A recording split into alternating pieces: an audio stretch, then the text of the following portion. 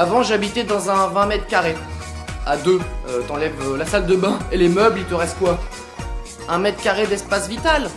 C'est bien, 1 mètre carré. Et pour se rendre compte de l'état du marché immobilier à Paris, il fallait être là pendant l'état des lieux de mon ancien studio qui a duré 5 minutes, pendant lesquelles il y a eu 3 visites. 3 visites en 5 minutes alors que le studio n'était pas encore en location. Bon, l'avantage c'est que le studio était tellement petit que les visites ça allait plutôt vite.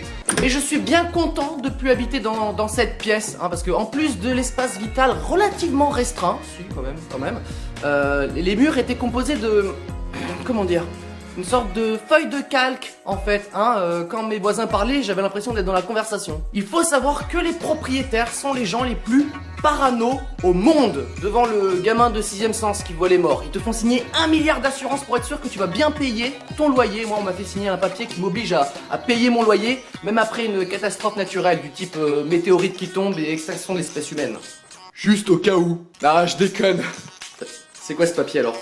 Qu'est-ce que j'ai signé? Et tout ça c'est terminé maintenant. J'ai déménagé. Attention, j'ai une baignoire. Comme vous pouvez le remarquer, j'ai très peu de décoration. C'est pas très personnel tout ça, je le concède. Bon d'accord, j'habite dans un showroom Ikea. J'ai des cadres avec rien dedans.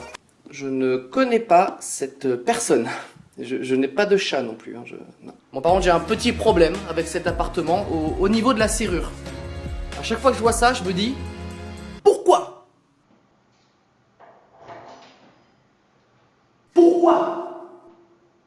Peut-être que l'ancien locataire était un lutin. Hein. D'ailleurs, ça expliquerait pourquoi j'ai un balcon monopersonnel aussi. There is just one moon and one golden sun, and the smile means friendship.